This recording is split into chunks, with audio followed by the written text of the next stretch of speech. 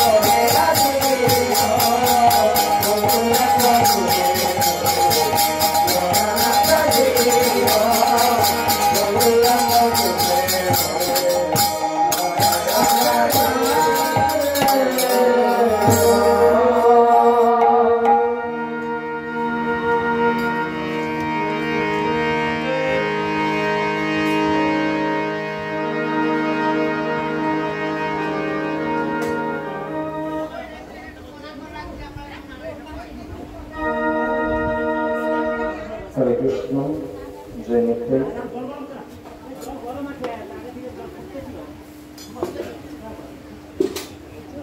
হাবিরা গ্রামে সপ্তাহব্যাপী শ্রীমদ ভাগবত কথা সমাপ্তি করতে আজকে আমরা কিছুক্ষণ আগে নগর পরিক্রমা শেষ করে সবাই মিলে করেছি। একটু পরে হরিনাম সংকীর্তন এবং হরিও হবে। প্রসঙ্গক্রমে একটু কথা মাত্র আপনাদের চরণে নিবেদন। এই যে শ্রীমদ ভাগবত কথা এবং হরিবাস এই যে অনুষ্ঠিত হলো অনুষ্ঠানটি ভগবানের অভিমত সম্পর্কে একটু শ্রীমদ ভাগবত থেকে জেনে নেওয়ার চেষ্টা করবেন। এই প্রসঙ্গে সুখদেব ঋষিপাদের যে বক্তব্য সেই বক্তব্যই আমাদেরকে অনুসরণ করে পথ চলা উচিত। তাই সেই প্রসঙ্গে এই সাধু সঙ্গ এবং এই যে পরিবাস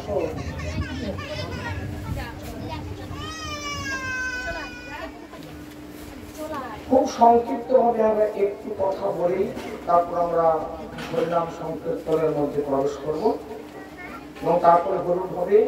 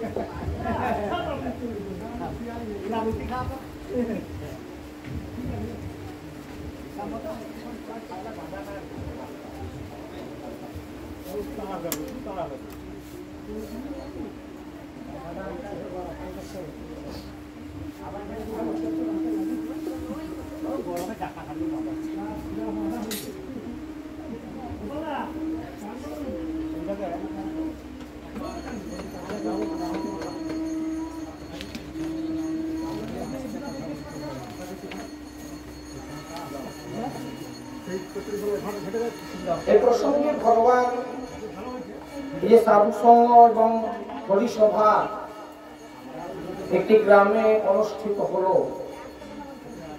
যে প্রসঙ্গে ভগবান আজকে তার এই অভিমত প্রকাশ করছেন।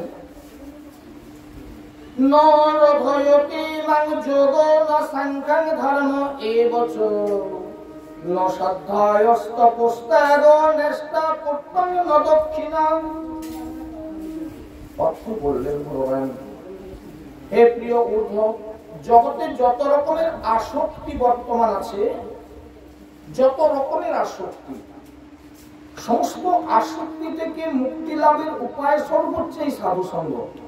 সেই সাধুসঙ্গ সবকিছুকে সমূলে অপনোদন করতে সক্ষম। এই যে বলছে নভয়তি মানে যোগ ন সাংঘাম ধর্ম এ বছর ন সাধ্যায়স্ত পুস্তক নিষ্ঠা পুস্তক ন দক্ষিণা। সেই জন্য সাধুসঙ্গ আমাকে যেরকম ভাবে অভিভূত করতে সক্ষম, তেমন ভাবে যোগ, সংখ্য, ধর্ম পালন, সাধ্যায়, সাধন, তপস্যা, ত্যাগ এবং দক্ষিণাতে আমি ততটা প্রসন্ন হই না। আর কত বলবো, ব্রত, যজ্ঞ, বেদ, তীর্থ, সংযম, নিয়ম সাধু সঙ্গের সমান আমাকে বশীভূত করতে পারে না। হে নিষ্কলঙ্ক উদ্ধব, এটা এ যুগের কথা না। ব্রতানি যজ্ঞে ছন্দাংসি তীর্থানি নিয়মাজমা যথা বরুদ্ধ সৎসঙ্গ সর্বসঙ্গাপরিমাম। এটা এই যুগের কথা না, এটা যুগে যুগে হয়ে এসেছে। সাধুসঙ্গ দ্বারাই দৈত্য, রাক্ষস, পশু পক্ষী, গন্ধর্ব, অপ্সরা, কিন্নর, নাগ, দৈত্য ইত্যাদি সবাই কিন্তু আমাকে প্রাপ্ত করেছে। মানব কুলে বৈশ্য, শূদ্র, নারী, অন্তজাতি, রজগুণী, তমগুণী সবাই সুতরাং এই যে যজ্ঞ, এই ভাগবত যজ্ঞ এবং একে সেই সাধু সঙ্গের প্রভাবে আমাকে লাভ করতে তারা অবশ্যই সক্ষম হবে। যে কারণবশত এই সাধু সঙ্গই আমাদের জীবনের সবথেকে মূল লক্ষ্য হওয়া উচিত, যেখানে সৎসঙ্গ, ভগবানের কথা এবং ভাগবত কথা, যে কারণবশত আজ থেকে ৫,৫০০ বছর পূর্বে পরাশর পুত্র ব্যাসদেব যে কথা উপলব্ধি করেছিলেন, প্রথম দিনের কথায় যে কথা বলেছিলাম, জগতের যদি কল্যাণ করতে হয়, জগতের যদি উন্নতি সাধন করতে হয়, তাহলে একটাই মাত্র পথ খোলা আছে, সেটা হচ্ছে শ্রদ্ধায় ভাগবত শ্রবণ। এই জন্য চৈতন্য মহাপ্রভু কলির জীবকে মাত্র ৩টি নির্দেশ দিয়েছিলেন। ১ নম্বর কথা হচ্ছে শ্রদ্ধায় ভাগবত শ্রবণ, ২ নম্বর হচ্ছে হরিনাম সংকীর্তন, ৩ নম্বর হচ্ছে বৈষ্ণব সেবা। এই ৩টে কথা নিয়ে একটু বলবো মাত্র, তারপর আমরা হরিনাম সংকীর্তন করবো এবং হরিনামে আপনারা সবাই মহাপ্রসাদ পাবেন। শ্রদ্ধায় ভাগবত শ্রবণ। মহাপ্রভু এত দার্শনিক ছিলেন, তিনি ভাগবত শ্রবণ বললেই ছেড়ে দিতে পারতেন, কিন্তু না, বললেন শ্রদ্ধায় ভাগবত শ্রবণ। শ্রদ্ধা কথাটা আসলে এইটাই, আমরা শুনলাম কিন্তু জীবনে সেটাকে পালন করলাম না, তাহলে কিন্তু শ্রদ্ধা হলো না, আর সেই শ্রবণের কাজ কিছু হলো না। তাহলে গ্রন্থ যা বলছেন, সাধু যা বলছেন, সেগুলো আমাদেরকে শ্রবণ করতে হবে, আর জীবনের চলার পথে সেগুলোকে আস্তে আস্তে কাজে লাগানোর চেষ্টা করতে হবে। আজকে না হোক সেটাকে চেষ্টা রাখুন যে আমরা যেন এইটা করতে পারি। ভাগবতে যখন এই কথা বলা আছে, এগুলো আমাদের ঠিক হচ্ছে না, এটা ঠিক যদি হয় তাহলে সেই ঠিক সঠিক পথে আমাদের চলতে হবে। তাহলে শ্রদ্ধায় ভাগবত শ্রবণ তাকে বলে। ২ নম্বর কথা যেটা বলা হলো যে হরিনাম সংকীর্তন। এই হরিনাম সংকীর্তন কি না, যেমন আমি চিন্তা করছি হ্যাঁ গ্রন্থ যে কথা বলছেন বা সাধু যে কথা বলল এই কথা ঠিক বটে, কিন্তু এই মুহূর্তে আমার পক্ষে পালন করা সম্ভব হচ্ছে না, দেখছি চেষ্টা করে কতটা কি করা যায়। আজকে অন্তত হরিনাম সংকীর্তন করুন, তাহলে কি আপনি যে এটাকে মেনে নিলেন সেটার পরিচয় হরিনাম সংকীর্তন। আর সেদিনকে যে কথা উল্লেখ করেছিলাম, আজকে আবারও সেই কথা বলি। একটা জায়গা, এই জায়গাটাকে আমরা ঘিরবো, তো দেখা গেলো যে কিছু কঞ্চি বা বাঁশকে ছাদি ছাদি করে এখানে দাঁড় করিয়ে দিলাম, ঘেরা হয়ে গেল, মানুষ এখানে ভেতরে প্রবেশ করতে পারবে না, কুকুর ভেতরে আসতে পারবে না। কিন্তু কিছু ফাঁক ফোকর থেকে যায়, যেখান দিয়ে অনেক কিছু গলে যেতে পারে, মশা মাছি গাছ বলবে, বাতাস বলবে, অনেক কিছু গলে যাবে। কিন্তু হরিনাম সংকীর্তনটা কিরকম বস্তু না, সেটা হচ্ছে কাদার মতো একটা প্রলেপ। ওখানে যদি আমরা একটা কাদা করে আমরা যদি একটা প্রলেপ দিয়ে দিই, তাহলে ওখান দিয়ে আর কিছুই প্রবেশ করতে পারবে না। ঠিক সেই রকম ভাগবত শ্রবণের মধ্যে আমাদের ফাঁক ফোকর থাকতে পারে, একটু একটু ঘুম এসে যেতে পারে, একটু হয়তো বাইরে উঠে গেছি সেখানে ফাঁক পড়ে যেতে পারে, বা শোনাটা ঠিক মতো হলো না, ওখানটা যে কি বলে দিল সাধু সেটা বুঝতে পারলাম না, তো ওই যে ফাঁক ফোকরটা থেকে গেল, হরিনাম সংকীর্তনের দ্বারা সেটা পূর্ণতা প্রাপ্ত হয়। আর সবশেষে যে কথাটা বলবো সেটা হচ্ছে বৈষ্ণব সেবা। অনেকে এরকম কথা বলে, কথা বলতে গেলে বলে বাবাজিরা মনে হয় খাওয়ার ধান্দা করে, এই জন্য ওরা বৈষ্ণব সেবা দেওয়ার কথা বলে, তাহলে ওদেরকে ডাকবে এরকম ধান্দা না, কথাটা ঠিক তা না। তাহলে একটু কথা বলি, বৈষ্ণব সেবা দিলে কিটা হয় আর না দিলে কিটা হতো। এমনিতেই গ্রন্থে বলা হয়েছে, না দিয়ে বৈষ্ণব সেবা পরিত্রাণ পেয়েছে কেবা। এই বৈষ্ণব সেবা না দিয়ে কিন্তু পৃথিবী থেকে কেউই মুক্তি লাভ করতে পারবে না কোনোদিন। এই জন্য এটা অবশ্যই প্রয়োজন, কিন্তু কিভাবে করলে কি হয়। একটা কাহিনী আপনাদের কাছে তুলে দিই।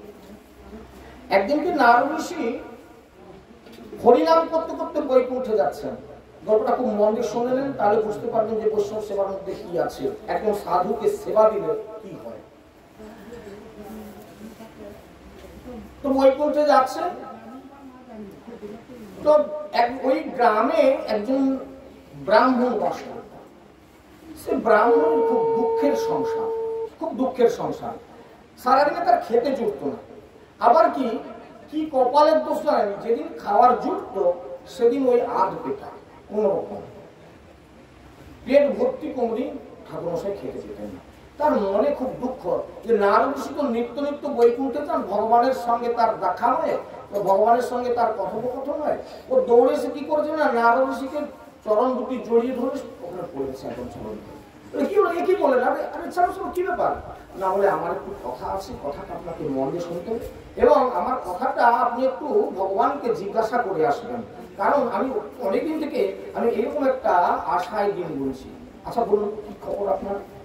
না বলে আচ্ছা বলুন তো, এই জগতে কত মানুষ খেতে পারে না, তারা ফেলে দিচ্ছে, কত খাবার নষ্ট করে দিচ্ছে, আর আমি কিনা একটা অন্নের অভাবে দিনের পর দিন আমি ক্ষুধায় সময় কাটাই।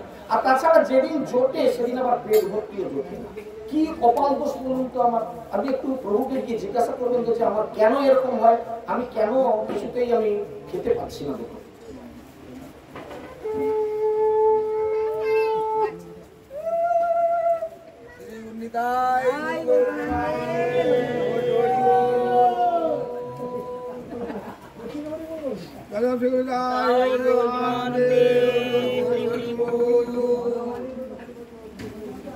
তো নারদ ঋষি বলেন, আচ্ছা ঠিক আছে ঠাকুরমশাই, আপনার কথা আমার মনে থাকবে, আমি গিয়ে ভগবানকে নিশ্চয়ই জিজ্ঞাসা করে আসবো। তো চলে গেলেন। এদিকে ভগবান তো অন্তর্যামী পুরুষ, তিনি সবকিছু শুনতে পেয়েছেন, তিনি জানতে পেরে গেছেন। তো নারদ ঋষি আজকে ভগবানের কাছে এসে যেন কিছু বলবেন মনে করছেন, বলতে পারছেন না। তো ভগবান নারদ ঋষির বদনের যে অবস্থা দেখে বলছে, নারদ তুমি যেন কিছু বলবে মনে হচ্ছে। তাহলে হ্যাঁ প্রভু, কথা ছিল। তাহলে বল। না বলে আমি আর কি বলবো, ওই যে রাস্তায় যে সেই ব্রাহ্মণের সঙ্গে দেখা হলো, আপনি তো সবই জানেন, আমি আর কি বলবো। সেই ব্রাহ্মণ আমাকে বলছিল যে সে এত জগতের মানুষ খেতে পাচ্ছে না, ফেলে দিচ্ছে, আর সে দুমুঠো দুটো খেতে পায় না কেন? দুবেলা যেদিন চোটে সেদিন আবার আধ পেটা হয়, না হলে খেতে পায়, আমার পেটটাও পর্যন্ত ভরে না, যেদিন পায় সেই আধ পেটা। একটু বলবেন তার কি করলে এই দুঃখ নিবৃত্তি হবে? বলে নারদ, কি বলবো তোমাকে, বলবো ও কি খাইয়েছে? ও কি কাউকে কোনোদিন খাইয়েছে যে ও খেতে পাবে? কথাটার অর্থ বুঝে। তাহলে যারা এই জীবনে বৈষ্ণব সেবা দিল না, তারা নিজেরাও কিন্তু পাবে না। সুতরাং বলে যে আধ পেটা আবার খেতে পারে, আধ পেটা কেন? না বলে তুমি শুনবি? শোন। ওই ঠাকুরমশাই পূর্বজন্মে একদিন একজন অতিথিকে খেতে দিয়েছিল। ওই খেতে দিয়েছে পর্যন্ত, তারপরে আর খোঁজ নেই তার পেট ভরলো কিনা। ও বাড়ির মধ্যে প্রবেশ করে গেছে, সেই অতিথিটা অর্ধভুক্ত অবস্থায় উঠে চলে গেল। এই জন্য একটা কথা মনে রাখবেন, যদি আপনাদের বাড়িতে নাও কিছু থাকে, যদি অন্য হয়তো শেষ হয়ে গেছে, অতিথিকে জিজ্ঞাসা করুন, বাবা আর একটু অন্য তো বাবা দুপুরবেলা পরে খাওয়া দাওয়া হয়ে গেছে, একটু ছিল আপনাকে দিয়েছিলাম, তো যদি বলেন যে তাহলে মুড়ি আছে আপনাকে দিতে পারি।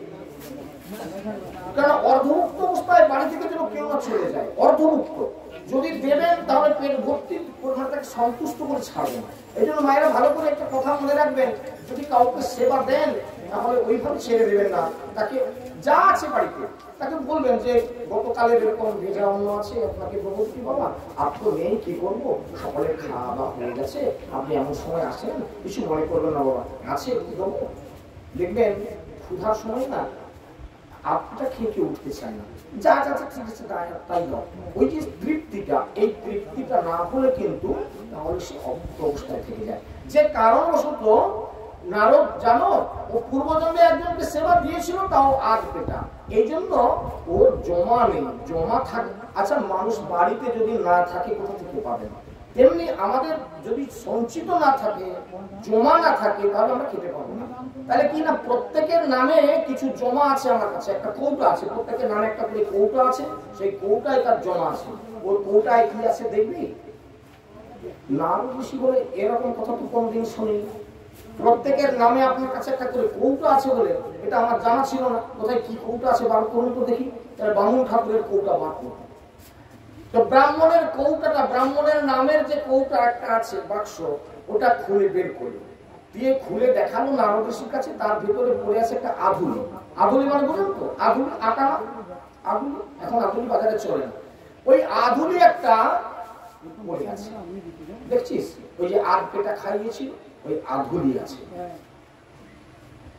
প্রভু তাহলে ওই ব্রাহ্মণ কি করলে হবে তার এই সমস্যার সমাধান হবে, সেটা কি বলুন কৃপা করে। না হলে কিছু না, ও চালু করলেই আবার চালু হয়ে যাবে। চালু কিরকম চালু? এটি যেমন ধরুন আপনাদের ওই যে পাসবই ব্যাংকে থাকে না, অনেক সময় ব্যাংকের পাসবই বন্ধ হয়ে যায়, তো আপনাকে ব্যাংক কর্তৃপক্ষ বলে কি বলে, আপনি কিন্তু কেওয়াইসি জমা দেন না, আপনার কিন্তু অ্যাকাউন্ট বন্ধ হয়ে আছে, চালু না করলে হবে না। মানে কেওয়াইসি জমা দেন, মানে আপনার নামে আধার কার্ড, ভোটার কার্ড, আসল কি সব কার্ড আছে নিয়ে এসে আপনি জমা দেন, মানে ওগুলো আরেকবার দেখাতে হবে, তাহলে আপনার অ্যাকাউন্ট চালু হবে। ঠিক সেই রকম যাদের জীবনটা এরকম হয়ে আছে, বৈষ্ণব সেবা না দেওয়ার জন্য তারা খেতে পাচ্ছে না, তারা চালু করুন বৈষ্ণব সেবা, তাহলে দেখবেন যে আপনার আবার সব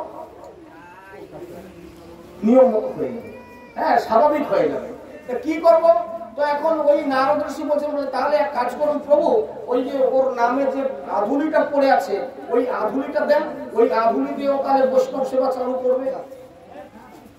নারদ ঋষি কি করেছে না, ওই আধুলিটা নিয়ে এসে ওই ব্রাহ্মণকে বলছে, ঠাকুরমশাই বলে বাবা কি বললেন? প্রভু কি বললেন? না বলে বললেন যে তুমি নাকি কোনোদিন বৈষ্ণব সেবা দাওনি, সেই জন্য তোমার জুটছে না, আর তাছাড়া একদিন নাকি পূর্বজন্মের সেবা দিয়েছিলে, তাও আধ পেটা, এই জন্য তোমার যেদিন জোটে সেদিন আধ পেটা, আর তা না হলে জোটে না। তো তাহলে না বলে ওই আবার চালু করতে হবে, বৈষ্ণব সেবাটা চালু করে দেন, আপনি ঠিক হয়ে যাবেন। এই জন্মে না হলো পরের জন্মে আবার আপনি ঠিক হবেন। তাহলে কি করবো? না বলে ওই আধুলিটা আমি নিয়ে এসেছি, আধুলিটা দিয়ে বৈষ্ণব সেবা চালু করবো। তো সেটা আজকের বাজার তো নয়, তৎকালীন বাজারে আধুনিতেই অনেক কিছু পাওয়া যায়। তো ঠিক আছে, তাহলে আগামীকাল আমি একজন বৈষ্ণবকে সেবা দেবো। তো নারদ ঋষিকে ধরেছে, বলে প্রভু আপনার মতন বৈষ্ণব তো আর জগতে নাই, তো আপনাকেই আমি সেবা দেবো, আগামীকাল কিন্তু আপনাকে আমার এখানে সেবা নিতে হবে। নারদ ঋষি বলে তুমি আমাকেই ধরে বাবা? আচ্ছা ঠিক আছে, তুমি যখন ধরেছো ঠিক আছে, আপনাদের এখানেই আমি সেবা করবো। তো ওই আধুলি দিয়ে যা কিছু জুটলো, চাল ডাল সবজি ইত্যাদি, ওইটুকু জোগাড় করে নারদ ঋষিকে পরের দিন যত্ন করে ব্রাহ্মণ সেবা দিয়েছে। সেবা দেওয়ার পর প্রণাম করে বলছে যে ঋষিবর আপনাকে আমার জন্য কিন্তু একটা কাজ করে দিতে হবে। কি না বলে আমার ওই কৌটা, যে কৌটা থেকে আপনি ওই আধুলিটা নিয়ে আসলেন, ওই কৌটায় কি জমা করছে একটু দেখুন তো এবার।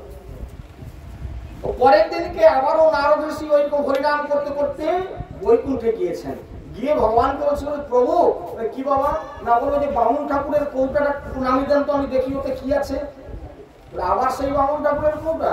বলে হ্যাঁ বাবা, ওটা একটু আমাকে দেখা। তো কৌটাটা নামিয়ে দেখলো যে আজকে আর সেই আধুলিটা নাই, একটা টাকা পড়ে আছে। বলে ঠিক আছে, ওই একটা টাকা যখন পাওয়া গেছে, একটা টাকাই দেন আমাকে, ওই এক টাকা দিয়ে আবার বৈষ্ণব সেবা হবে। ওই নারদ ঋষির কথা শুনে আবারও তারপরে আধুনিতে যখন একটা ব্রাহ্মণের একটা বৈষ্ণবের সেবা হয়েছিল, আজকে যখন 1 টাকা পেয়েছি, তাহলে 2 জন বৈষ্ণবের সেবা দেবো। দেখুন বৈষ্ণব সেবা দিলে কি হয়। দেখুন আজকে আপনাদের গ্রামে এরকম ভক্ত বৈষ্ণবের সেবা দেওয়া হচ্ছে। সেবা দিলে কি হয়? সেবা দিলে আপনি সারা জীবন ধরে পরবর্তীকালে সেবা পাবেন। এই জন্য যারা এই বৈষ্ণব সেবায় অনেক দান করেছেন, চাল ডাল টাকা পয়সা সবজি ইত্যাদি যা কিছু দান করেছেন, আপনাদের এই দান নিশ্চিতভাবে অক্ষয়। তো কি ঘটলো? পরের দিনকে ওই ব্রাহ্মণ 2 জন বৈষ্ণবের সেবা দিলেন। তো নারদ ঋষিকে ধরেছে, বলে প্রভু আপনার যাওয়া চলবে না, আপনি আমার জন্য এত করে দিলেন, আপনার যাওয়া চলবে না, আপনি থাকবেন, আরেকজন আমি দেখে নেব। তো ঠিক আছে, নারদ ঋষি থাকলেন, পরের দিন আরেকজন বৈষ্ণবকে দেখে নিলেন, নিয়ে ওই 1 টাকা দিয়ে 2 জন বৈষ্ণবের আজ সেবা দেওয়া হলো। সেবা দিয়ে নারদ ঋষিকে আবারও প্রণাম করে বলছে প্রভু আমার জন্য একটু কাজ করুন না। আবার কি কাজ রে বাবা? না বলে আমার ওই বাক্সটা, ওই যে কৌটাটা, ওইটা দেখে শুনতে কিন্তু কি হলো আজকে। তো আজকে গিয়ে নারদ ঋষি ভগবানের কাছ থেকে ওই কৌটাটা চেয়ে দেখে কিনা আজকে কৌটায় 2 টাকা জমা পড়ে গেছে। দেখুন, তো ওই ব্রাহ্মণ বলছে ওই 2 টাকা নিয়ে আসুন, ওই 2 টাকা দিয়ে তাহলে এক আধুনিতে যখন একজন হয়েছিল, 1 টাকায় যখন 2 জন বৈষ্ণবের সেবা হয়েছে, তাহলে 2 টাকা দিলে 4 জন বৈষ্ণবের সেবা হবে। নারদ ঋষি গিয়ে ভগবান করেছে প্রভু ওই যে বামুন ঠাকুরের কৌটায় যেটা জমা করেছে ওইটা আমাকে বলে নারদ ব্যাপারটা কি বলো দেখি, তুমি প্রত্যেক দিন আসছো আর ব্রাহ্মণ ঠাকুরের কৌটায় যা আছে সেইটা নিয়ে যাচ্ছ, ব্যাপারটা কি? না বলে প্রভু ওই যে আপনাকে বলেছিলাম না যে কি করবে, আমি বলছিলাম চালু করতে, ব্রাহ্মণ চালু করে দিয়েছে, চালু আমাদের বৈষ্ণব সেবা চালু করে দিয়েছি, প্রত্যেক দিন তার যা জমা পড়ে ওইটা দিয়ে সে বৈষ্ণব সেবা দিচ্ছে। ওই জন্য তুমি দিব্যি ওইখানে সেবা নিচ্ছ আর দিব্যি নাচতে নাচতে আমার কাছে এসে ওই কৌটাটা মেঘে নিয়ে আবার ওইটা নিয়ে দিয়ে দিচ্ছ, বা ভালো। শোনো, আগামীকাল আমি কিন্তু তোমার সঙ্গে যাবো, আপনি যাবেন, খুব ভালো কথা। আমি ওই ঠাকুরমশাইকে বলে দেবো যে 4 জন যখন বৈষ্ণবের সেবা দিবেন তো আমার সঙ্গে একজন বৈষ্ণব আসন করেছে আর 2 জন আপনি খুঁজে নেবেন, তাহলে কোনো অসুবিধা নেই। না বলে ঠিক আছে আমি তোমার সঙ্গে যাবো। কিরকম সেবা চালু করছে আমি একটু দেখতে যাবো। স্বয়ং ভগবান এই বৈষ্ণব সেবার মধ্যে কে আসে দেখুন কিভাবে। পরের দিনকে 4 জন বৈষ্ণবের সেবা হবে। নারদ ঋষি বলে দিয়েছেন যে ঠাকুরমশাই আমার সঙ্গে কিন্তু একজন বৈষ্ণব আসবেন, 2 জন আমরা, আর আপনি 2 জন খুঁজে নেবেন। তো ব্রাহ্মণ ঠাকুর আর 2 জন জোগাড় করে নিয়েছে, আর নারদ ঋষির সঙ্গে স্বয়ং ভগবান, কিন্তু আর ভগবান বলে আসেননি, পরিচয় দেয়নি, সে একজন বৈষ্ণবের বেশ ধারণ করে হাজির হয়েছে সেবা নেওয়ার জন্য। তো ভগবানও সেই পঙ্গতের মধ্যে বসে বৈষ্ণব সেবা গ্রহণ করলেন। সেবা গ্রহণ করার পর এবার নারদ ঋষি সবাইকে প্রণাম করছে, এই ব্রাহ্মণ সবাইকে প্রণাম করছে, দিয়ে আবারও নারদ ঋষির চরণ জড়িয়ে ধরে বলছে প্রভু কি না বলে আপনাকে সেই কাজটা আবার করতে হবে, কি না বলে যা জমা পড়েছে আবার নিয়ে আসুন, আগামীকাল আমি আবার বৈষ্ণব সেবা দেব। তবে আপনাদেরকে করজোড়ে প্রার্থনা যে আপনাদের কিন্তু যাওয়া চলবে না, যদি বেশি জমা পড়ে আমি আরো বেশি বৈষ্ণবের সেবা দেব, কিন্তু আপনাদের এই 4 জনের কারো যাওয়া চলবে না। শুধু নারদ ঋষি যাবে, আপনারা আমার বাড়িতেই থাকবেন, শুধু নারদ যাবে আর ওই কৌটায় আমার কি জমা পড়েছে সেইটা নিয়ে আসবে, ওই একজনকেই মাত্র ছাড়বো, আপনাদেরকে ছাড়বো না, আপনারা আমার বাড়িতে থাকুন, পরের দিন আবার আপনাদের সেবা দেব। নারদ ঋষি বলে ভগবান যদি না যায় কৌটা দিবে কি? আমাদের যা কিছু জমা রাখার মালিক তো তিনি, আমরা কে কি কর্ম করেছি, কে দান ধ্যান করেছি, কে বৈষ্ণব সেবা দিয়েছি, সব তো প্রভু জানেন। তো সেইখানে আমাদের জমা, সে মালিক যদি এখানে ঘেরা পড়ে থাকে তাহলে আমাকে কৌটা দিবে কি? নারদ ঋষি বারবার ঠাকুরমশাইকে বলছে, বলে ঠাকুরমশাই আমরা 2 জনে যাই না, বলে না 2 জনের যাওয়া হবে না, শুধু আপনি যাবেন আর কৌটায় যা জমা পড়েছে ওইটা নিয়ে এসে দিবেন, আগামীকাল আবার বৈষ্ণব সেবা দেবেন। নারদ ঋষি মাথা চুলকিয়ে অস্থির, বলে তাই তো, এখন ভগবান যদি না যায় তাহলে আমি কৌটা পাবো কোথা, হ্যাঁ যে আমি সেখানে কি জমা পড়ছে নিয়ে আসবো। সে বলে না আমরা 2 জনে যাই না, বলে না শুধু আপনি একা যান, ভারী বিপদ। এখন ব্রাহ্মণ ঠাকুরকে না বললেও আর উপায় নেই, তখন ব্রাহ্মণকে বলছে, বলে ঠাকুরমশাই আপনি কিছু মনে করবেন না, একটা কথা বলি। কি বাবা? না বলে এখন উনি না গেলে আমাকে কৌটাটা দিবে কে? উনি না গেলে কৌটা দিবে মানে উনি কে? না বলে উনি তো সেই কৌটা জমা খান। বলে প্রভু আপনি এসে গেছেন, মানে সে ব্রাহ্মণ তখন চমকে উঠেছে, স্বয়ং ভগবান আমার এই বৈষ্ণব সেবা নিতে এসে গেছে, সে না গেলে কৌটা দিবে কে? চরণে পড়ে গেল, প্রভু এই সেবায় আপনি সন্তুষ্টি, আমার বাড়িতে এসেছেন। আমি আর বেশি এগাতে চাইনি কাহিনীটি, শুধু এইটুকু কথা যে এইভাবে বৈষ্ণব সেবা দেওয়ার মধ্য দিয়ে স্বয়ং ভগবান তার বাড়িতে এসে গেছেন, এবং আজকে প্রকাশ করতে বাধ্য হতে হলো যে স্বয়ং ভগবান এসে গেছেন, তাকে না ছাড়লে তোমাকে দিবে কে? এটা জানার পর ব্রাহ্মণ বলে যে ঠিক আছে আপনারা 2 জন যান, আবারও আমি আগামীকাল সেবা দেবো। ভগবান বলে আর যে কাজ নেই বাবা, ভক্ত এইভাবে এই পন্থায়, তাই চৈতন্য মহাপ্রভু কলির জীবকে অনেক নির্দেশ দিয়েছিলেন, কিন্তু কলির জীবের একমাত্র কাজ হচ্ছে 3টে কাজ মাত্র। এই 3টে কাজ আপনারা এই গৃহস্থ জীবনে প্রতিপালন করার প্রত্যেকে চেষ্টা করবেন। প্রত্যেকে বাড়িতে যদি মহোৎসব দেওয়ার কথা হয়, অনেকেই আমরা পারবো না, কারণ বর্তমান কালে এত অর্থ আমাদের পক্ষে জোগানো সম্ভব নয়, কিন্তু আমার মনে হয় প্রত্যেকটি গৃহস্থ যদি চেষ্টা করে বাড়িতে একদিন একটু ভাগবত কথা, গ্রামের 3টে ছেলেকে ডেকে একটু হরিনাম সংকীর্তন আর বৈষ্ণব সেবা, আর এই 3টে কাজ করলে আরেকটা কাজ কি হয় দেখুন, আপনারা খুব ভালো করে মনে করুন যে যে কারো বাড়িতে অশান্তি হচ্ছে, সে কোনো জ্যোতিষীর কাছে গেছে, কোথাও গণনা করতে গেছে, বলে তোমার এরকম বাড়িতে আজ এরকম একটা কাল দিবসের বৃষ্টি পড়েছে, তুমি এক কাজ করো, 3 দিন একটু ভাগবত পাঠ করো, একটু বেড়া নাম দাও, তাহলে তোমার ঠিক হয়ে যাবে। এরকম নির্দেশ নিশ্চয়ই প্রতিটি গ্রামে কিছু কিছু খাবারের ঘটনা আছে। দেখুন, আমাদের গৃহ ভালো, বন্ধ ভালো, অনেকে বলে তোমার বন্ধ কেটে গেছে, ওগুলো ভালো কথা না। কথাটা হচ্ছে এই, আমি মানুষটা পবিত্র আছি এখন, কিন্তু এইমাত্র যদি আমি শৌচ করতে যাই, তাহলে আমার এই কাপড় চোপড়গুলো কিন্তু অপবিত্র। কথাটা বোঝা যাচ্ছে কিনা দেখুন তো। আমরা যদি এখন বাহ্যকর্ম করতে চলে যাই, তাহলে এই কাপড় চোপড়গুলো না ধুয়ে আর আমার এই আসনটায় বসা চলবে না, তাহলে অসুচি হয়ে যাবে। একটা গৃহ কি করে অশুদ্ধ হয়? ঠিক এইভাবে গৃহে এমন কিছু কাজ আপনারা করে ফেলেন যে কাজটার দ্বারা গৃহ অশুদ্ধ হয়ে যায়। একটা ছোট্ট উদাহরণ দিলে আশা করি আপনারা বুঝতে পারবেন। দেখুন তো এরকম ঘটনা ঘটে কিনা আমাদের ঘরে। আমি বাজারে গেছিলাম, বাজার থেকে এলাম, ব্যাগ দুটো নিয়ে ওই বাজারের চারদিকে ঘুরে এলাম, জুতো পরে ঘরের মধ্যেই ব্যাগ নিয়ে ঢুকে গেলাম, এই নাও এই ব্যাগগুলো সে করো ইত্যাদি ইত্যাদি। আপনি বাইরে কোথায় কে পেচ্ছাপ করেছে, কোথায় কে পিচ ফেলেছে পা তোলেননি, সেইগুলো নিয়ে আপনি গৃহের মধ্যে ঢুকে গেলেন। ঘর এক মন্দির, একটা সিনেমা দেখেছিলেন না, ঘর এক মন্দির। আমরা যেদিনটা নতুন ঘর প্রতিষ্ঠা করি সেদিন কি বলা হয় না, বলে আমাদের গৃহ প্রবেশ হবে। গৃহ প্রবেশে কি হয় না, ভগবান বিষ্ণুকে এনে বসানো হয় বাড়িতে, সেখানে একটু হোমযজ্ঞ হয়, সেদিন থেকে প্রতিষ্ঠা হয়, ঘর প্রতিষ্ঠা হলো, বলে না গৃহ প্রতিষ্ঠা। তাহলে প্রতিষ্ঠা কি হলো? বিষ্ণুর প্রতিষ্ঠা হলো। আর সেই গৃহের মধ্যে আপনি কি করলেন? বাইরে থেকে ঘুরে এসে জুতো পরে ওর মধ্যে ঢুকে গেলেন, তাহলে গৃহটা অশুচি হয়ে গেল।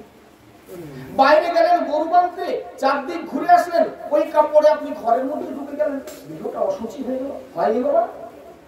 এই অশুচি 5 দিন হতে হতে গৃহটা অশুচি হয়ে যায়। যে গৃহের মধ্যে অনেক অশান্তি এসে যায়, তখন আপনাদের মাথায় অনেক কিছু ভূত ঢুকে যায়। আর কিছু বুজরুকি লোক আছে, তারা আপনার মাথায় অনেক কিছু ঢুকিয়ে দিয়ে তারা কিছু রোজগার করে খাবার ধান্দা করে, বলে তোমার গৃহ অমুক হয়ে গেছে, এই ঈশান করে একটা ড্যাং ড্যাং করতে হবে, এই পূজা করতে হবে, দিয়ে আপনার 10,000 5,000 ছেড়ে নিয়ে চলে যাবে। আমি আপনাদেরকে একটা কথা বলি, সেটা হচ্ছে কি, ওইরকম বুজরুকিতে কান না দিয়ে পারলে চেষ্টা করবেন বাড়িতে প্রতি বছর অন্তত একবার যদি ভাগবত কথা হয়, একটু যদি হরিনাম সংকীর্তন হয়, আপনার সামর্থ্য মতো 2-5টি বৈষ্ণবের যদি সেবা দেন, তাহলে কিন্তু আপনাদের গৃহ কোনোদিনই অমঙ্গল হবে না। একটু চেষ্টা করে দেখুন, ঘটনার মধ্যে সত্যি মিথ্যা একটা কথা বলি। সেক্ষেত্রে আপনারা হয়তো কেউ এরকম মনে করতেন, বলে বাবাজি মনে হয় পাঠ করবার জায়গা পায়নি, ওই জন্য আমাদেরকে বলে উস্কানি দিচ্ছে যদি ভাগবত পাঠ করতে বাবাজিকে দেখি। না না, বাবাজিকে দেখার দরকার নেই আপনার। তবে একটা কথা আমি আপনাদের কাছে বলি, যে কথাটা আমি সব জায়গায় বলি, সেটা হচ্ছে এই, ওনারা করবেন। একটা কথা আমি সব বলতে পারি আগাতে, কারণ অনেকে এরকম একটা চিন্তা করেও সে কিন্তু অগ্রসর হতে পারে না। কাকে ডাকবো, কাকে বলবো, তাই তো বৈষ্ণব সেবা দিতে গেলে তো সেরকম রান্না বান্না না করলে আমাদের কোনো হাঁড়ি করা নাই, আর কিভাবে কি করবো, বৈষ্ণবরা তো আমার বাড়িতে সেবা নেবে না, আমরা তো ইত্যাদি ইত্যাদি ব্যাপার, তাহলে কি করা যাবে? সেক্ষেত্রে আপনাদের বলি, যদি আপনাদের এরকম কারোর মাথার মধ্যে থেকে থাকে, আপনারা যোগাযোগ করতে পারেন, সেরকম ব্যবস্থা আপনাদের কিছু বাড়িয়ে দেওয়া যেতে পারে। আর আপনাদের এই যে ভাগবত করে বললাম না, আমি আপনাদের দেশে ঘরে থাকি, একটা নতুন করে ভালো লাগে, যোগাযোগ করবেন। আমার কিছু ছেলেরা আছে আমার খুবই অনুগত, যারা কিনা আমার কথাটা খুব শোনে। এবং আমার যেটা বড় কথা হচ্ছে, ভাগবত প্রকাশ করার জন্য, ভাগবত প্রচার করার জন্য এই মুখ থেকে কোনোদিন তার মূল্যায়ন করতে নেই। অর্থাৎ আমার ভাগবত পাঠ করতে গেলে 2000 লাগে, 5000 লাগে, এই কথাটা আমি কেউ বলতে নেই। সুখদেব ঋষিপাদ কোনোদিন এই কথাটা বলে মহারাজ পরীক্ষিতকে ভাগবত শোনাতে আসেন, এটা কথাটা ভাগবতে আছে। কলিযুগে ভাগবত বিক্রি হবে, তো আজকে বাজারে যখন ভাগবত বিক্রি হচ্ছে, বড় বড় পাঠকরা তাদের বড় বড় রেট, মানে একজন ভাগবত সপ্তাহ করলেন, এই সেদিনে 7 লক্ষ টাকা, 7 দিনে 7 লক্ষ টাকা। তো আজকে কি আমাদের পক্ষে সেটা সম্ভব? নিশ্চিত হবে না। যাদের পয়সা ছিল তারা করিয়েছে, তার 15 জনের টিম আছে, প্যাড বাজিয়ে ঢিস ঢাস করে নাচানাচি করে দিচ্ছে, আপনাদের খুব ভালো লাগছে। কিন্তু ভাগবত কথা এরকম করে যেখানে প্রচার হয়, আমি আপনাদের অনুরোধ করবো ওখানে যাবেন না। কারণ কি, মহারাজ পরীক্ষিত শ্রবণ করেছিলেন একটা আসনে বসে, আর 7 দিন 7 রাত্রি অনাহারে অনেক প্রায়। আর আপনারা 3 ঘন্টা ভাগবত পাঠ শুনতে উঠে যদি 30 বার আপনারা উঠে নাচানাচি করেন, তাহলে কি সেই ভাগবত শ্রবণ হয় কোনোদিন? এটা তো ভাগবতই বলা আছে। যারা এগুলো কাজ করছে, যারা বড় বড় এরকম পাঠক আজকে দেশের ঘরে ঘুরে বেড়াচ্ছে, তারা কি নিজেরা জানে না? জানে না। তারা শুধু বিজনেস করার জন্য রোজগারের ধান্দায় তারা এটা করে যাচ্ছে। সুতরাং সত্যিটাকে জানবার চেষ্টা করুন, আর সেই সত্যিটাকে জানতে পারলে দেখবেন জগতের অনেক কল্যাণ হবে। সেই জন্য অনেক বড় কিছু দরকার নেই, এই 5টি মানুষকেই আপনি রাখতে পারবেন, 5টি মানুষকেই রাখবেন, তার দ্বারা একটু হরিকথা হবে, যতটুকু হয়। তিনিও বিরাট পাঠক না হতে পারেন, ছোটখাটো, তাকে দিয়ে একটু পাঠ করাবেন, তাকে দিয়ে একটু হরিনাম সংকীর্তন করাবেন, গ্রামের যে 3টা ছেলে পরিবাস করতেছে তাদেরকে দিয়ে হরিনাম করাবেন, আর তাদেরকেই। তবে বৈষ্ণব সেবাটা দিতে গেলে কিন্তু কৃষ্ণ প্রসাদে বৈষ্ণব সেবা দেবেন, কারণ এটা যা তা হওয়া দরকার নেই, এটা যা তা হলে চলে না। বৈষ্ণবরা বিষ্ণু জানতেন, তারা বিষ্ণু প্রসাদ ব্যতীত গ্রহণ করেন না। সুতরাং অনেকে হয়তো আচ্ছা ঠিক আছে, যা করেছে খেয়ে দেখে চলবে, তারা মেনে নিলেও আপনি কিন্তু করবেন না, তাহলে আপনার কাজটা কিন্তু ফলপ্রসূ হবে না। সেই জন্য আপনারা চেষ্টা করবেন যে ভগবত প্রসাদে যাতে করে এই বৈষ্ণব সেবা দেওয়া যায়। এই 3টে কাজ যদি কলির জীব নিয়মিত ভাবে করে যায়, তাহলে তাদের ঘরে কখনো অশান্তি হবে না, আর তাদের জীবনটা ধন্য হয়ে যাবে। নতুন করে যদি তার ভজন সাধন কিছু নাও করে, চৈতন্য মহাপ্রভুর মুখের যে কথা 3টে, এই 3টে কথা মহাপ্রভু কবে কাকে বলেছিলেন একটু শুনে রাখুন, কেননা আপনাদের হয়তো সন্দেহ হতে পারে, বলে বাবাজি একটা ধান্দা দিয়ে চলে যেত আমাদের গ্রামে বসে। আমি আপনাদের ঠিকানা দিয়ে দিচ্ছি কোন জায়গায় কবে মহাপ্রভু এই কথা বলেছিলেন। চৈতন্য ভাগবতে আছে, আমি আপনাদের কাছে একটু সেই জায়গাটার কথা বলি। সেই জায়গাটা হচ্ছে শ্রীক্ষেত্র, পুরীধাম। এই পুরীধামে আপনারা যাবেন, যেটাকে গুন্ডিচা মন্দির বলে, যেটাকে মাসি বাড়ি বলা হয়। জগন্নাথদেব যে 7 দিন কিনা এই মাসি বাড়িতে এসে থাকে, এই উপলক্ষে স্বয়ং চৈতন্য মহাপ্রভু একটা কথা বলেছিলেন নিত্যানন্দকে রেখে, দেখো নিত্যানন্দ, তুমি সারা বছর ধরে এই গৌরীয় ভক্তদেরকে নিয়ে এই শ্রীক্ষেত্রে এসো না। কেননা মহাপ্রভু যখন পুরীধামে এসে পৌঁছলেন, পুরীধামে থাকেন, তখন গৌরীয় ভক্তরা সামনে তো খুব আসা যাওয়া আরম্ভ করলো। দেশ থেকে মানুষ এসেছে, তার কানে গেলে তিনি তাদের জন্য মহাপ্রসাদের ব্যবস্থা, কোথায় থাকার ব্যবস্থা। মহাপ্রভু চিন্তা করলেন, আমি কি সন্ন্যাসী না, আমি লোকের খাওয়া দাওয়ার বন্দোবস্ত করার জন্য? এরকম করতে গেলে তো তাহলে আমি ওই সব কাজই করতে পেতে হবে আমার। তাহলে কখন আমি জগতের মানুষ, জগতের কল্যাণের জন্য আমি হরিনাম প্রচার করবো কখন, আর এদের সেবা করবো কখন? সেই জন্য একদিন এই রথযাত্রার আগের দিন, গুন্ডিচা মন্দির মার্জনের দিন, নিত্যানন্দকে ডেকে একান্তে একটা কথা বলেছিলেন, দেখো নিত্যানন্দ, সারা বছর ধরে তুমি আসলে আমার দেখা পাবে না, একটা দিন মাত্র শ্রীক্ষেত্রে আমার দেখা পাওয়া যাবে। আমি নিজের মুখে বলছি, শোনো কোন দিনটা, আপনারা ভালো করে মনে শুনে রাখুন। রথযাত্রার পূর্বের দিন, যে দিনটার নাম দেওয়া আছে পাঁচিতে আপনারা খুলে দেখবেন, ওটা দিনের নাম দেওয়া আছে গুন্ডিচা মন্দির মার্জন। একটু দেখবেন পাঁচিতে, রথযাত্রার আগের দিন এই ভাষাটা লেখা আছে গুন্ডিচা মন্দির মার্জন। এই গুন্ডিচা মন্দির কি, কেন মার্জন করতে হয়, কে মার্জন করেছিলেন, এই প্রসঙ্গে ছোট্ট করে একটু আপনাদের কাছে বলে দিই। এই গুন্ডিচা মন্দিরটা কি? এই রানী গুন্ডিচা হচ্ছে রাজা ইন্দ্রদুম্নের স্ত্রীর নাম হচ্ছে গুন্ডিচা। যখন স্বপ্নে আদেশ পেয়ে ইন্দ্রদুম্ন রাজা জগন্নাথ দেবের মন্দির করলেন এবং জগন্নাথকে প্রতিষ্ঠা করলেন, একদিন গভীর রাত্রে জগন্নাথ স্বয়ং রাজাকে দেখা দিয়ে বলছেন, মহারাজ আপনি আমাকে এত সহজে প্রাপ্ত হতে পারতেন না, আমার কৃপা লাভে আপনি সমর্থ হতেন না, যদি কিনা আপনার স্ত্রী আপনাকে সহযোগিতা করতো আপনার ভজনে। সুতরাং আপনি আপনার স্ত্রীর জন্য আমার কাছে কিছু চাইবেন না? আপনার স্ত্রী হতেই আপনি এত বড় হলেন, আপনার স্ত্রীর জন্য কিছু চাইবেন না? স্বপ্নের মধ্যে রাজা ইন্দ্রদুম্ন বললেন, প্রভু আমার স্ত্রীর প্রতি যদি আপনার করুণা হয়েই থাকে, আপনি দেবেন, কি দেবেন তাকে দেবেন, আমি চাইবো কেন? আমার চাওয়ার কোনো দরকার নেই। আপনি যদি আপনার করুণা হয় আমার স্ত্রীকেই আপনি দেবেন, কি দিতে চান দেবেন। রানী গুন্ডিচাকে স্বপ্নের মধ্যে স্বয়ং জগন্নাথ দর্শন দিলেন। রানী গুন্ডিচা, তোমার স্বামীর এই সৌভাগ্য সব তোমার জন্য, তুমি যদি তাকে সহযোগিতা না করতে, তাহলে রাজা ইন্দ্রদুম্ন এত সহজে আমার প্রতিষ্ঠা করতে পারতো না। তুমি কি চাও বলো আমার কাছে? কানতে কানতে রানী গুন্ডিচা গভীর রাত্রিতে চোখের জলে জগন্নাথ দেবকে বলেছিলেন, প্রভু আমি অবলা রমণী, কি চাইতে হয় আমি তাই জানি না। প্রভু আপনার যদি করুণা হয়ে থাকে প্রকৃত আমার প্রতি, আপনি আমাকে যাই দেবেন আমি তাতেই সন্তুষ্ট। তবে অবলা রমণী আমি একটু মাত্র কথা বুঝি, সেটা হচ্ছে প্রভু শুধু আপনার সেবা থেকে যেন আমি বঞ্চিত না হই, আপনার একটু সেবা করার সুযোগ পেলেই আমি ধন্য হব। রানী তোমার এই ইচ্ছা আমি অবশ্যই পূর্ণ করব।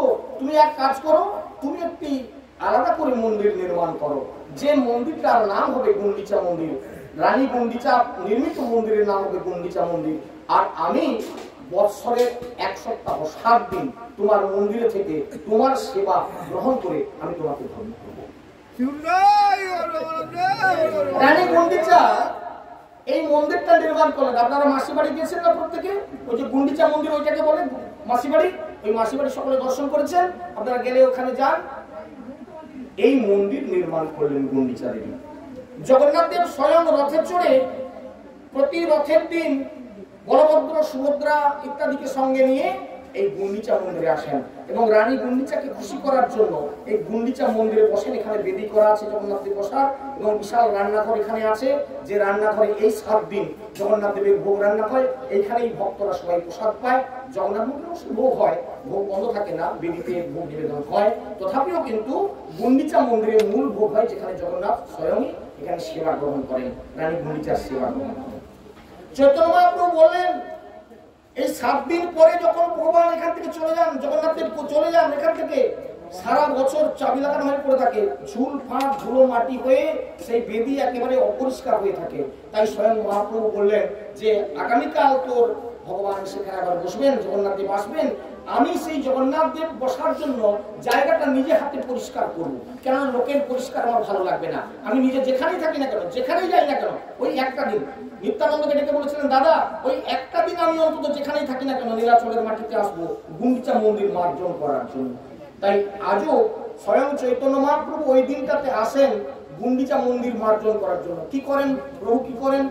কলসি করে জল নিয়ে এসে, ঝাড়ু নিয়ে এসে সেই জায়গাগুলোকে সুন্দর মেজে ঘষে পরিষ্কার করেন। প্রভু জগন্নাথ দেব আগামীকাল রথ থেকে নেবে এখানে বসবেন, তাই তিনি পরিষ্কার করেন। আর আমাদের গৌড়ীয় ভক্তরা এখনো পর্যন্ত ওই গুন্ডিচা মন্দির মার্জনের দিন যায়। কেন না, মহাপ্রভু নিজে সাফা করছেন যে জায়গাটা, মহাপ্রভু যেখানে জল ঢেলে তিনি পরিষ্কার করতেছেন, আমরা তার হাতে হাত লাগাবো। সেই জন্য আমাদের দেশের গৌড়ীয় ভক্তরা শয়ে শয়ে, আমরা গত 2 বছর আগে আমরা গত 2 বছর আগে ওখানে গিয়েছিলাম, আমাদের অনেক ভক্তরা, আশ্রমের ভক্তরা আমাদের সঙ্গে গিয়েছিলেন, আমরা গুন্ডিচা মন্দির মার্জন করতে গিয়েছিলাম। তবে এখন আপনাদেরকে গুন্ডিচা মন্দিরের ভেতরে প্রবেশ করতে দেওয়া হয় না, ওখানে উড়িষ্যা সরকার সেটাকে বন্ধ করে দিয়েছে।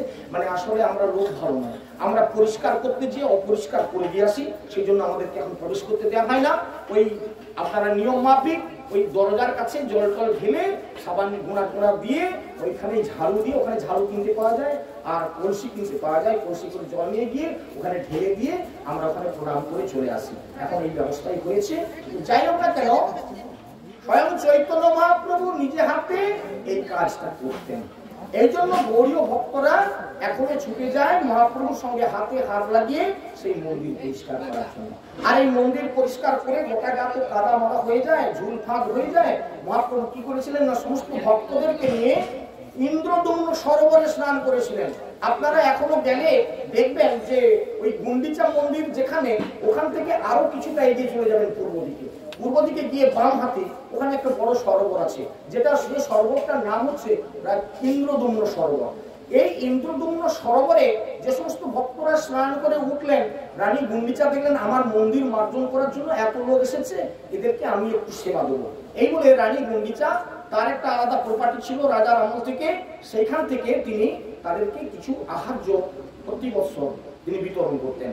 আজও এত যুগ কেটে যাওয়ার পরেও এখনো নিয়ম আছে। আপনারা যদি গাছ যান, আমার এই কথাগুলো একটু মেনে নেওয়ার চেষ্টা করবেন। আপনারা গুন্ডিচা মন্দির মার্জন করে স্নান করার জন্য ওই মন্দিরে যাবেন, ওই সরোবরে যাবেন। ওই সরোবরে স্নান করে ওঠার সঙ্গে সঙ্গে রানী গুন্ডিচার যে প্রপার্টি আছে, সেই প্রপার্টি থেকে কিছু ভক্তরা আপনাদেরকে কিছু প্রসাদ দিবেন। ওখানে খিচুড়ি প্রসাদ বিতরণ হয়। দেখা গেল যে খিচুড়ি শেষ হয়ে গেছে, নাড়ু প্রসাদ দেওয়া হচ্ছে, নাড়ু শেষ হয়ে গেছে, অন্তত কিছু না থাকলে একটু শরবত হলেও আপনাকে দেওয়া হবে। এখন এটা চালু আছে। আমরা 2 বছর আগে গিয়েছিলাম, আমরা তার প্রমাণ পেয়েছি, এ কথা মিথ্যা না। এই জন্য এই গুন্ডিচা মন্দিরের পাশে গুন্ডিচা মন্দির মার্জনের দিন স্বয়ং চৈতন্য মহাপ্রভু নিত্যানন্দকে একান্তে ডাকলেন। আপনারা মাসি বাড়িতে গেলে দেখবেন পূর্ব দক্ষিণ কর্নারে একটা দরজা আছে, ওই দরজা দিয়ে বেরালে পাশে দেখবেন যে একটু বাগান আছে, ওই বাগানের দিকটা খুব নির্জন একান্ত। ওই দিকে মহাপ্রভু নিত্যানন্দকে ডেকে নিয়ে গেলেন, দাদা শোনো, তোমার সঙ্গে কিছু কথা আছে, কি বলবে? দেখো দাদা, প্রতি বছর এভাবে ভক্তদেরকে নিয়ে এখানে আসার দরকার নেই, তুমি গৃহে ফিরে যাও, তোমাকে দুটো কথা বলি, শোনো। বলো। আমি সন্ন্যাস নিয়েছি, তুমি সন্ন্যাস হইও না। এই জগতের মানুষ কেউ যেন সন্ন্যাসী না হয়। কান খুলে খুব কথাগুলো শুনে রাখুন, এটা মহাপ্রভুর নিজের মুখের বাণী। আমি সন্ন্যাস নিয়েছি, কিন্তু এই কলিযুগে আর কেউ না সন্ন্যাস গ্রহণ করে, কেননা তারা সন্ন্যাস ধর্ম রক্ষা করতে পারবে না। মহাপ্রভু কিভাবে সন্ন্যাস ধর্ম রক্ষা করতেন, আমরা কেন পারবো না? দেখুন একটু চোখে আঙুল দিয়ে দেখাচ্ছেন। কেন পারি না? মহাপ্রভু যেদিন থেকে সন্ন্যাস অবলম্বন করলেন সেদিন থেকে স্ত্রীর বদন দর্শন করেন না, কোনো নারী মূর্তি তিনি দেখতেন না, নারী সামনে এসে দাঁড়ালে তার চরণ দর্শন করতেন। আমাদের মতো সন্ন্যাসীরা আমরা কেউই এই নিয়ম প্রতিপালন করতে পারি না। আজকের সন্ন্যাসীরা যে সময়টা বাড়িতে বাবারা না থাকে তারা সেই সময় এসে সেই ঘরে ঢোকে, মা গো আমি ইত্যাদি থেকে এলাম, এই করছি সেই করছি, আমার কাছে এই পাওয়া যাচ্ছে, দেখি না তোমার হাতটা, তোমার এই দোষ চলছে, তুমি আমার থেকে এটা নাও, চাল চারটি দিয়ে দাও, ইত্যাদি ইত্যাদি। এখন বর্তমানে এই ধান্দা করে সন্ন্যাস গ্রহণটা চলে না, এটা নিয়ম না। এই নিয়মের জন্য মহাপ্রভু সন্ন্যাস গ্রহণ করেননি, যে কারণে নিত্যানন্দকে ডেকে বললেন যে কলিযুগে আমার মতো কেউ সন্ন্যাসী যেন না হয়, তাহলে সন্ন্যাস গ্রহণ সে রাখতে পারবে না। তুমি গৃহে ফিরে যাও, তুমি নিজে বিবাহ করো, তুমি সন্ন্যাসী হও না, আমার দিকে তাকিও না, তুমি সন্ন্যাসী হও না, তুমি বিবাহ করবে, বিবাহ করে তুমি সংসারী হয়ে জগতের মানুষকে সংসারী হতে শেখাও। নিত্যানন্দ মহাপ্রভুর কথাতে একটা নয় দুটো বিয়ে করেছিলেন এবং সংসারী হয়েছিলেন, আর জগতের মানুষকে সন্ন্যাসী সংসারী হতে শেখালেন। নিত্যানন্দ প্রশ্ন করেছিলেন এই গুন্ডিচা মন্দিরের পাশে দাঁড়িয়ে স্বয়ং মহাপ্রভুকে, বলে প্রভু তাহলে কলির জীবের দুর্গতি কি হবে? তারা একটু সংসারী জীব, সংসারী জীব কি করলে উদ্ধার করে? মহাপ্রভু তিনটে কথা তাকে বলে দিয়েছিলেন, শোনো নিত্যানন্দ, এই কলির গৃহস্থ জীব এই তিনটে কর্ম করলে তাদের উদ্ধারের পথ হয়ে যাবে। কি কি? শ্রদ্ধায় ভাগবত শ্রবণ, হরিনাম সংকীর্তন আর বৈষ্ণব সেবা। তাহলে কোথায় বলেছিলেন, কবে বলেছিলেন, আপনাদেরকে নির্ধারণ করে দিলাম। সেই জন্য প্রতিটি গৃহস্থ আপনারা চেষ্টা করবেন সারা বছরের মধ্যে একবার অন্তত যদি বাড়িতে একটু ভাগবত কথা, একটু হরিনাম সংকীর্তন, 2-5টি আপনার সামর্থ্য যতটুকু কুলাবে ততটুকু দিয়ে আপনি একটু বৈষ্ণব সেবা। এটা করলে কি হয় না, পরজন্মের জন্য আমাদের ওই আহার্যটা নির্ধারণ হয়ে যায়। তা না হলে কি হয় না, পরজন্মে গিয়ে আমরা ওই রকম, তুমি বৈষ্ণব সেবা না দিয়ে গেলে তোমার কৌটাতে জমা থাকবে না, আর জমা যাদের নেই তারা খেতে পায় না। দেখবেন বাড়িতে অনেক আছে কিন্তু আহার বন্ধ, নিজে খেলে মরবে, তোমার খাওয়া চলবে না, ডাক্তার বলে দিয়েছে তুমি এইটুকু খাবে, এই খেতে গেলে তুমি মরবে। কেন? আমার বাড়িতে এত লোক খেয়ে যাচ্ছে, আমি খাবো না কেন? না, দেখুন ভগবান তাকে খেতে দেয় না। আছে কিনা একটু লক্ষ্য করে দেখুন সংসারে। কেন না, আমাদের পূর্ব জন্মে জমা নেই, আমরা বৈষ্ণব সেবা দিতে পারি না। সেজন্য আজকে আমাদের ভোগ করতে হচ্ছে। বাড়িতে অনেক আছে, দেশ বিদেশের লোক এসে বাড়িতে খেয়ে যাচ্ছে, কিন্তু আমি খেলেই মরবো। সেজন্য ডাক্তার বলে দিয়েছে তোমার খাওয়া চলবে না। এই হচ্ছে বৈষ্ণব সেবা। এই তিনটে কাজ যেহেতু এখানে ভাগবত সপ্তাহ প্রতিপালন হয়েছে, 7 দিন ধরে হরিনাম সংকীর্তন চলছে, আজও আমরা হরিনাম সংকীর্তন এবারে রত হব। আর তারপরে আপনারা এখানে প্রসাদ পাবেন, গ্রামবাসী আপনাদের জন্য সেবার আয়োজন করেছেন, নিশ্চিতভাবে পাবেন। আর সকলকে অনুরোধ করব প্রত্যেকটি গৃহস্থবাসী যেন এটা প্রতিপালন করার চেষ্টা করেন আপনাদের সামর্থ্য মতো, প্রতিটি গৃহে গৃহে যেন এটা হয়। তাহলে আপনাদের গৃহস্থের মঙ্গল হবে, গৃহ কোনদিন অপবিত্র হবে না। যে বাড়িতে ভাগবত কথা হয়, যে বাড়িতে হরিনাম সংকীর্তন হয়, কেননা আপনারা যে বিভিন্ন জায়গায় গণনা করতে গেলে আপনাদেরকে জ্যোতিষীরা বলে দেয় আপনার গৃহে একটু অশান্তি হচ্ছে, আপনি এক কাজ করুন, 3 দিন বেড়া নাম করুন, 3 দিন আপনি ভাগবত পাঠন, কথাগুলো বলে না, আপনারা তো এইগুলোর সঙ্গে খুব ভালোই সম্পর্ক আছে। তাহলে কি আপনারা পরিষ্কার বুঝতে পারছেন, যদি আমরা এগুলো এমনিতেই করে যাই বছরে একবার করে, তাহলে আমাদের গৃহ কোনোদিন অপবিত্র হবে না, আর এইসব ধান্দার মধ্যে কোনোদিন পড়তে হবে না। সুতরাং সেই তিনটি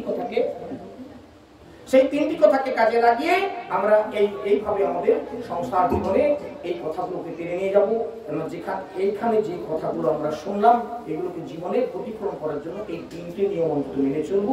এইটুকু বলেই আমার আজকে কথাবার্তা এখানে বিশ্রাম করি। আমরা সবাই মিলে হরিনাম সংকীর্তন করবো। যারা যারা বাতাসা নিয়ে এসেছেন তারা অবশ্যই হরিলোক দেবেন, এবং তারপরে আপনারা সবাই মহাপ্রসাদ পাবেন। কেউ এমনি চলে যাবেন না, সবাই মহাপ্রসাদ পেয়ে যাবেন। হরে কৃষ্ণ, নিতাই গৌর।